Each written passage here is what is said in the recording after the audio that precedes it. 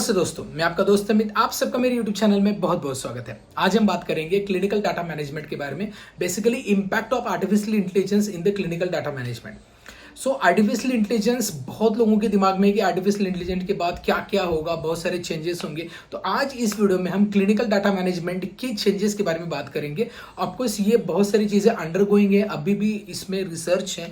ऐसा कोई भी कंपनी नहीं है जो कंप्लीटली एआई ने ऑटोमेट किया, लेकिन धीरे धीरे ये चीज़ें हो रही है इंडस्ट्री में। तो आपको ये पता चलेगा कि क्या चेंजेस होंगे आने वाले समय में। So accordingly you can prepare, but make sure that AI और जो भी मशीन लर्निंग है तो ये प्रोडक्टिविटी बढ़ाएगी कंपनी की। ठीक है, it is not replaced any job. Of course जो मोनोटोनस जॉब है उसको फिर फास्टर और प्रोडक्टिविटी ज़्यादा या लेसर पीरियड में कंप्लीट करने के लिए एआई का यूज होगा, but at the same time skillful employees are need of then are. Okay, so अगर आपको क्लिनिकल डाटा मैनेजमेंट में करियर करना है तो क्लिनिकल डाटा मैनेजमेंट की कंप्लीट प्रोसेस जानने भी उतनी ही जरूरी है। जैसे उसमें फेजेस क्या होते हैं, डिफरेंट ऑपरेशंस क्या होते हैं, गाइडलाइंस कौन सी होती है। तो इसके लिए आप ज्वाइन कर सकते हैं हमारा 3 month certification course in clinical data management. इसमें आपको कंप्लीट डोमेन नॉलेज मिलेगा, skill development and placement assistance. तो इस सारी चीज़ों में हम आपकी हेल्प करते हैं। तो जो लोग फ्रेशर है या अर्ली लेवल एक्सपीरियंस स्टूडेंट है तो उनके लिए क्लिनिकल डाटा मैनेजमेंट का ये सर्टिफिकेशन कोर्स काफ़ी आइडियल है। इसके डिटेल्स मैंने डिस्क्रिप्शन में दिए। अगर और जानकारी चाहिए तो डिस्क्रिप्शन में मैंने गूगल फॉर्म दिया है, उसको फिलअप करें या इस नंबर पे कांटेक्ट करें। चलिए इस वीडियो को स्टार्ट करते हैं। तो इम्पैक्ट जो होगा आर्टिफिशियल इंटेलिजेंस का, तो वो सबसे पहला होगा ड्रग डिस्कवरी में।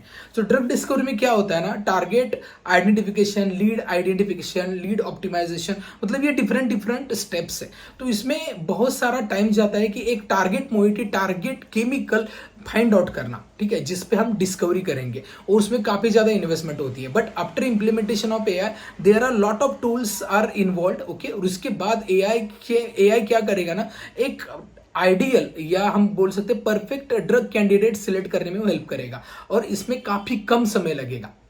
ठीक है, तो ये ड्रग डिस्कवरी में होने वाला काफी बड़ा चेंज है। आने वाले समय में आरएनडी में एआई इंप्लीमेंट डेफिनेटली होगा, और इसी का ये पार्ट है। इसके बाद ड्रग डेवलपमेंट, जिसमें क्लिनिकल ट्रायल्स होते हैं। तो क्लिनिकल ट्रायल्स में क्लिनिकल ट्रायल सिमुलेशन नाम का एक नया टर्मिनोलॉजी है, जहां पे वर्चुअल ट्रायल्स कंडक्ट किए जाते हैं। इसमें डिफरेंट मतलब स्टेप्स एसोसिएटेड है।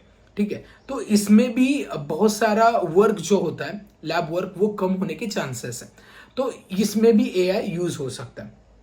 इसके बाद नेक्स्ट है प्रोटोकॉल डिजाइन। प्रोटोकॉल डिजाइन मतलब जो एग्जैक्टली प्रोटोकॉल, मतलब किस प्रकार ये प्रोजेक्ट वर्क होगा, ये एक इंपॉर्टेंट पार्ट है क्लिनिकल डाटा मैनेजमेंट का।